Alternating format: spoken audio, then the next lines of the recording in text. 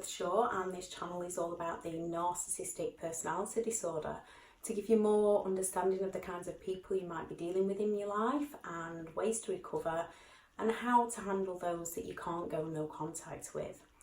Now, the narcissistic personality disorder, it is a disorder. It's on a spectrum, but there is a disorder there. So people that have the disorder, that is who they are. People can have narcissistic traits and not be a narcissist, so therefore you might be able to learn how to communicate better with them, how to manage your time with them more. This video is just a quick rundown of everything that narcissistic people do to you. There is long videos on the channel that do explain more. Now, the main things to look out for with a narcissistic person is they are extremely entitled. They have no true empathy. They don't have that real empathy towards you. They have cognitive empathy, so they can think empathetically, but only to meet a need of their own. They don't genuinely care about other people. They're also feel like they're superior to all others, and they will blame all of us for problems within their life. Any exes, anything that goes wrong at work, if they don't succeed and get to the top, it is always somebody else's fault.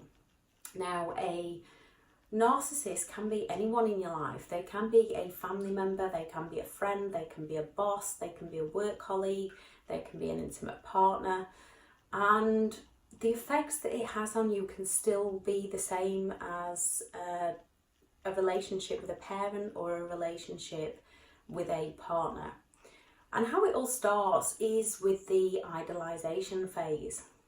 They will lift you up so high, they will match all your likes and dislikes, they mirror who you are. They've got that, they have two faces, they've got that admiration face on, and they will shower you with attention. They will do the things you want to do, they will praise you, they will compliment you when it's not really a compliment, it's more flattery. If you listen closely enough, they're actually flattering you rather than paying you genuine compliments, to pull you in, to make you believe that they are a nice, genuine person. They will praise you, they will give you gifts, they will make you feel really safe, really loved, really comfortable, really happy.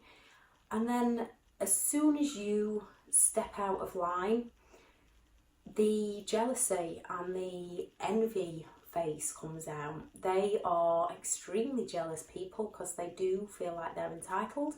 They do feel like they're above all others. So if someone's achieving something that they want to achieve, or if you're not doing what they want you to do, that envious face comes out, and that's when the devaluation starts. Now, because it's so slow and over time, you don't actually see what's happening to your mind. You don't actually see that you're being manipulated, and it's a very confusing experience to go through. It is possible to recover from it though. Now, it can start with simple things like gaslighting your reality to confuse your mind. And they gaslight in several ways. They use triangulation to gaslight you. So if you're going out with friends and you come home to tell them all about it and but whatever conversation you've had with your friend or what your friend said about you, the narcissist will then turn around and say things like, oh, they talk about you behind your back. You don't really want to trust those people.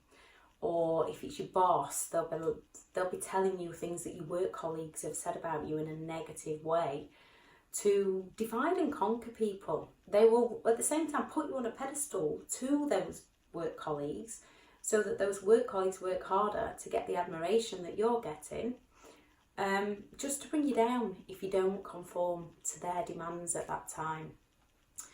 They will gaslight you when they'll say they'll do something for you and then they don't do it, and when you ask them about it, they'll deny all knowledge of ever saying anything to you, or they will They will tell you that because you haven't done something for them, the blame shifting, because you didn't do something for them, that is why they are not going to do something for you. Silent treatments. And a lot of the time you might not even know what you've done to deserve that silent treatment. So they will just go quiet on you. They'll either not acknowledge you, they'll not answer your messages. There's the present silent treatment where they are in the home or at work and they will happily talk away to everybody else, and you will just feel like you don't exist in any way. Or if it's a home environment, they can just up and leave for days, weeks at a time, which leaves you questioning what you've done wrong, trying to find out what you can do to fix things with them, apologise to them. They will cause arguments on epic scales. Nobody can throw a tantrum like a narcissist who's not getting their own way. And they will throw major tantrums in several different ways. Arguments are designed to provoke a reaction out of you so that they can twist it all around and then blame you for what they actually did wrong. So if you go to them with some form of evidence about something they've done, they'll usually twist it onto how the gaslighting, how you're insecure, you're imagining things, you've got problems, you've got past issues, which might well be true, but at the same time, they are twisting it around so that you blame yourself and you get no answers for what they have actually done or for what they have actually caused. And it all causes cognitive dissonance within your own mind, because it's a very, very confusing place to be when you've got your reality of what's actually happening and what's actually going on, and then you've got the narcissist telling you something completely different to what you know to be true, but they say it in such a convincing way. They twist things round in such a convincing way that you're the one that slowly over time gets left confused, because the reality you're living isn't matching the reality you're getting. But then because they'll come back with that intermittent play of niceness, and you can see that person, you know that person exists, you know that person is real, they are there, they have played nice, you have lived that reality, and because you've opened up to them, you've got empathy towards them, you care about them, your mind wants to see that good person within them. So when they come at you with all the blame shifting and all the gaslighting and all the triangulation and all the silent treatments, you then turn inwards to question yourself on what you might have done wrong and what you can do to fix things. When the reality is you are not the problem. They have a disorder and they are projecting that out onto you. They are filling you full of that negativity. Now, another example of spotting a narcissistic person is, can they reflect? Have they ever truly, genuinely reflected on anything? When it comes to talking about their past, when it comes to talking about a promotion they missed, when it comes to talking about their exes, will they ever truly admit any form of fault on a genuine level? Or is it always somebody else's fault? Are they always blaming somebody else for what went wrong within their lives? Now, people with PTSD can suffer from this also. And it's the fine balance. When it comes with PTSD, people, when they've suffered an awful lot of trauma within their lives, they can sink into that woe is me victim mindset, which is more than understandable and perfectly normal to slip into that mindset. The difference that you have to look for is, are they entitled? Do they feel like they're entitled? And do they go around exploiting other people? If they don't exploit other people, and if they're don't believe they're entitled to everything, they are someone that is suffering and needs help. If you've got a victim narcissist blaming everybody else for everything that's wrong within their lives, and they do no wrong and they're entitled to everything. And they go around exploiting other people. They're not the kind of person you want to be around. Now, they will discard at some point. If they feel they have no need for you or no use for you, they will discard you and find a new person to idolise and start it all over again. It did not start with you. It will not end with you. It is a disorder, and that is the pattern of their life that they follow throughout their life. Now, whether they discard you or whether you break free, that is when all hell breaks loose. Not all, but most narcissistic people then start the most hideous form of smear campaigns, all to get at you. They will go to the extent of sabotaging your work, phoning up bosses. If it is a boss and you've tried to move jobs, they will phone up your new workplace. They will give you bad references.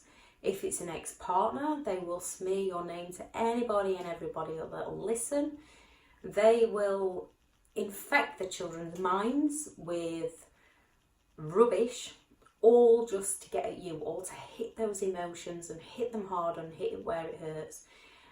They are your enemy. They know every single vulnerability about you. They learn all that in that idealization phase. They know all your weaknesses. They know all your scars, and they know exactly how to pick apart each and every one to get that emotional trigger from you, to get that rise out of you, to get you to react. So, and when you do react, especially if you do it in front of people, that's when they can turn around and go, look, told you they were crazy. When indeed you're not crazy. They are sending your mind that way. So when you are hitting the smear campaign, and I know it's extremely draining, I know it's extremely difficult to go through and a very hard place to be, but it's all about turning inwards, looking into yourself, looking at who you are, who you want to be, creating new dreams, learning to handle that emotional side, learning to, when they're coming at you, retreat, rethink, and then only respond if you need to do so. The smear campaigns and the rumours and everything else die down a lot quicker when you take this method, because they haven't got the evidence to show people the words that they're telling them. And then those people that they're smearing your name to question the narcissist a lot quicker than looking at what you're doing wrong. So bring it into who you are, whatever they're doing or saying, telling yourself over and over again, no, that's not me. No, that's not how I am. You've just been through an extremely traumatic experience. Now, things like going no contact can cause a lot of guilt in people, because you are an empathetic, genuine, caring, kind person, especially when it's your parents. It can be hard going no contact with parents. It can be hard going no contact if it's your partner and you've split up and you've got children with them, because you've got that belief system within you that children should see their mother or their father. You've got the belief system of the family unit. You've got your own personal values. And it's hard when you're trapped on those values. You have got to shift those values out, shift those beliefs out, and change them into the reality of what you're actually dealing with and what your children actually need at that time. And the same when it's your parents.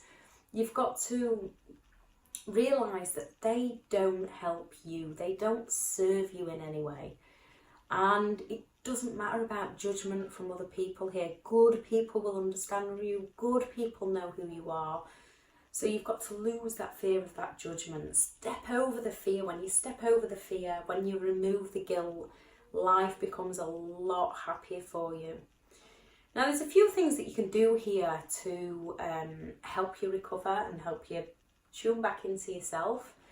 One is writing a list of things that you would like to achieve for you, creating those new visions of where you would like life to take you now, the things that you can achieve now when you're free. If you're still stuck on, like quite a few people do when they come out of narcissistic relationships, Was it them? Was it me? When you first start reading the disorder, because a lot of it has been sunk into your brain, you often believe that you're the one that was at fault. And that's a good sign that you are not the one at fault. For one, you've got empathy. For two, you actually care about them. And for three, you're actually reflecting on things to seeing what you did wrong and how you can fix things.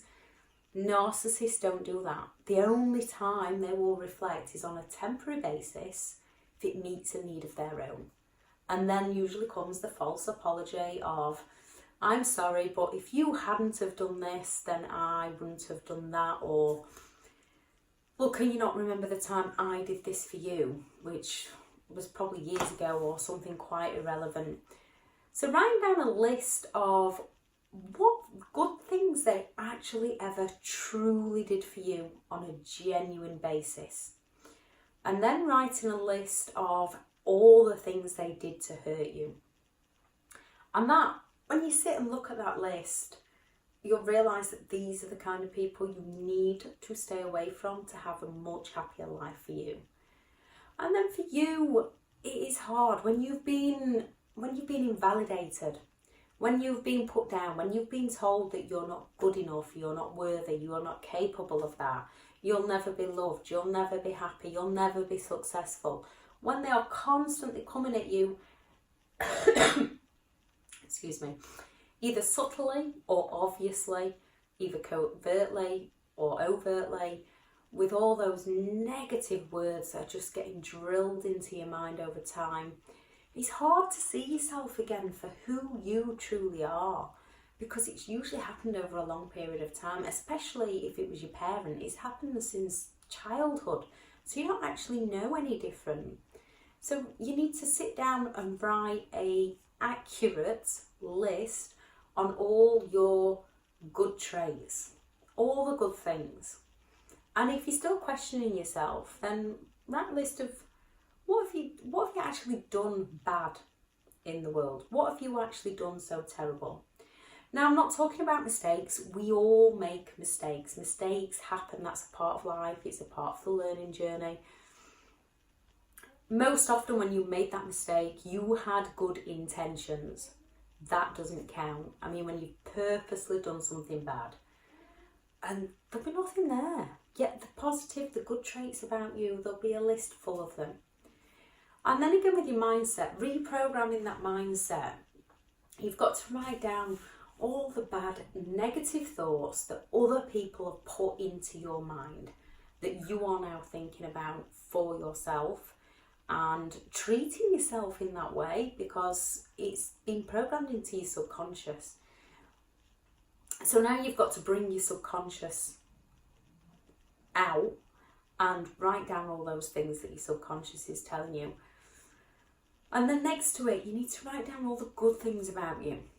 You need to consciously think of all the good things you do, all the good things you've achieved, things you've achieved in the past, things to prove to yourself that you can achieve and that you can do it again. You are a good, kind, genuine person. You can heal and you can recover from this and you can move forward onto a much, much happier life. Just keep learning about yourself. Keep learning about what they do until you've got it to the point where you know what they do and you know how to handle them, you know how to distance yourself from them, and you know how to move on to a much happier future. There is a list in the description of all the online courses that I do have available. Please email me or add into the comments anything that you would like any further information on. There is videos on this channel that go into everything I've spoke about on this video in greater detail if you want more information on any of it. Thank you very much for listening. Bye.